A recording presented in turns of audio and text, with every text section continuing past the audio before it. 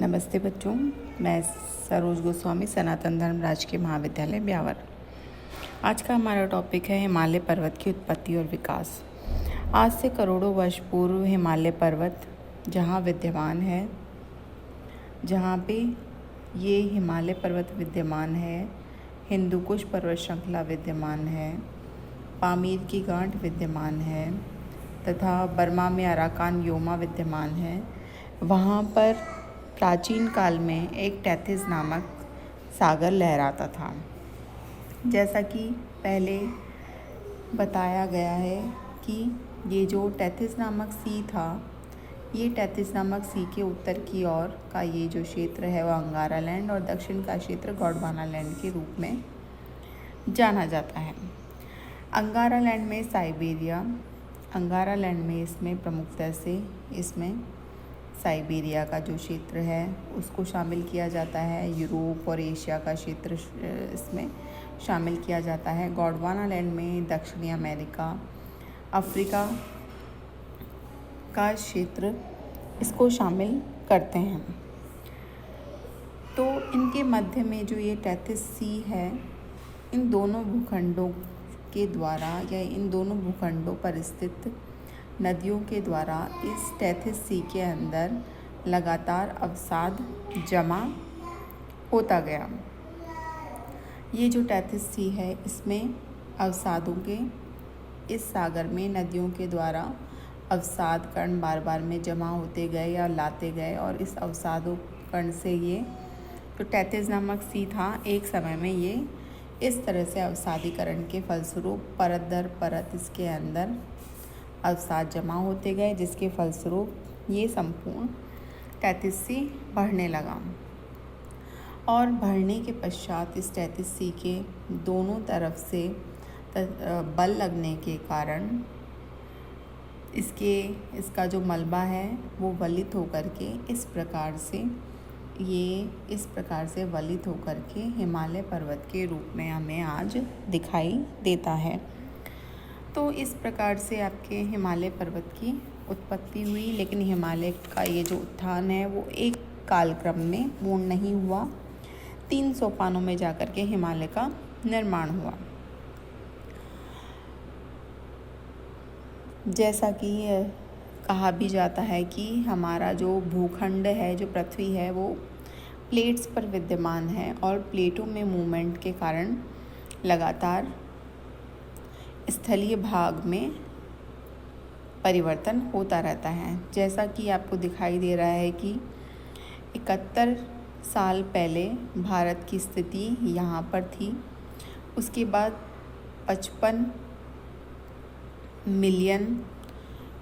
करोड़ वर्ष पूर्व भारत की स्थिति यहाँ थी। 38 करोड़ वर्ष पूर्व भारत की स्थिति यहाँ थी और 10 करोड़ वर्ष पूर्व भारत की स्थिति यहाँ थी और वर्तमान में भारत हमें यहाँ दिखाई देता है। तो प्लेट्स में मूवमेंट के कारण लगातार आपके ऊपरी पृथ्वी की संरचना में भी परिवर्तन होते रहते हैं।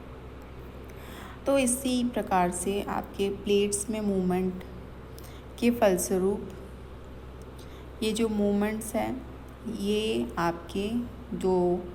आपके प्लेट्स के किनारे होते हैं, 3 प्रकार के होते हैं। एक संरचनात्मक किनारा, तो ये हिंद महासागर में ये आपको जो दिखाई दे रहा है, ये आपके भूगर्भ से लावा यहाँ पर जमा होता है और दोनों तरफ खिसक जाता है, जिसके कारण कि इसके ऊपर स्थित भूभाग वो भी खिसकने लगता है। तो आपके जो दक्कन का पठार था, गोंडवाना लैंड का जो हिस्सा था, वो धीरे धीरे उत्तर की ओर इस प्रकार से खिसकने लगा। तो उत्तर की ओर लगातार इसके खिसकने के कारण इसके मध्य का जो क्षेत्र था, जो कि टेथिस सी था, वो धीरे धीरे जो मध्य का जो टेथिस सी वाला जो एरिया था, वो धीरे धीरे वलित होकर के इस प्रकार से आपके पर्वतों के रूप में हमें आज दिखाई देता है। तो हिमालय की उत्पत्ति 3 सोपानों के तौर पे हुई। प्रथम इसमें हिमालय के अंदर जो सर्वप्रथम वाला सोपान है, ये उच्च हिमालय जिसे हम कहते हैं, आज से करीब 7 करोड़ वर्ष पूर्व हिमालय के निर्माण कि ये प्रथम मंजिल पूरी हुई, उस समय मुख्य हिमालय की रचना हुई। इस श्रेणी का भूभाग आपके आग्नेय चट्टानों से तथा पृष्ठभाग पर अवसादी चट्टानें पाई जाती है। कालांतर में पृष्ठीय भाग की चट्टानों को नदियों द्वारा काट छाँटने के कारण इसके जो अंदर की आग्नेय चट्टान है वो बाहर निकल गई हैं और हमें आज दिखाई देती हैं। मुख्य हिमालय श्रेणी पर हमें ये दिखाई देती हैं। हिमालय पर्वत के प्रथम सोपान के समय ही गोंडवाना महाद्वीप भी विभाजित हो गया, जिससे कि भारत, दक्षिणी अमेरिका, अफ्रीका, ऑस्ट्रेलिया का निर्माण हुआ। इसके मध्य की अलग करने वाली भूमि का तल धंस गया, वहाँ पर सागर हिलोरे लेने लगा। इस प्रकार पृथ्वी के रूप में काफ़ी परिवर्तन हो गया। दूसरे सोपान का निर्माण आज से करीब 3 करोड़ वर्ष पूर्व हुआ। हिमालय, जिसमें कि आपके मध्य हिमालय को शामिल किया जाता है और तिब्बतीय हिमालय, जिसको कि ट्रांस हिमालय कहा जाता है, उसको शामिल किया जाता है। तो हिमालय की प्रमुख श्रेणियों के निर्माण के पश्चात इस श्रेणी का जल नदियों के रूप में प्रवाहित होने लगा। यह नदियाँ मुख्य श्रेणी के दक्षिण में फैले हुए तैथिस सागर के अवशिष्ट भाग में मिट्टी इकट्ठा करने लगी। यह अवशिष्ट भाग खाड़ी के रूप में था, अतः समुद्री जल जीवों का काफ़ी विकास हुआ। इन जल जीवों के अवशेष आज भी हिमालय के अंदर की जो चट्टानें हैं उनमें देखने को मिलते हैं। इस समय मध्य हिमालय का निर्माण तथा ट्रांस हिमालय का निर्माण हुआ था। इसे तिब्बत हिमालय भी कहा जाता है। तथा इसके साथ साथ जो मुख्य हिमालय है वो श्रेणी भी और ऊंची हो गई। इस प्रकार हिमालय की एक और श्रेणी मुख्य हिमालय के समानांतर उसके दक्षिण की ओर, उसका जस्ट उसके यहाँ पर ये मुख्य हिमालय, उसके जस्ट दक्षिण की ओर समानांतर इस श्रेणी का निर्माण हुआ। तृतीय सोपान का निर्माण आज से करीब 2.25 लाख वर्ष पूर्व हुआ। हिमालय के निर्माण का अंतिम चरण है। इस समय प्रमुखतः से आपके शैवालिक हिमालय की रचना हुई।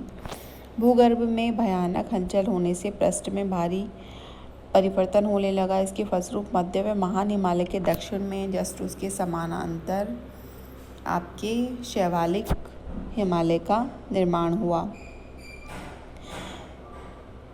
मध्य तथा महान हिमालय के दक्षिण में समानांतर बहने वाली इंडो ब्रह्मा नदी का तल भी 1500 मीटर ऊंचा हो गया और एक समानांतर पर्वत श्रेणी के रूप में परिवर्तित हो गया।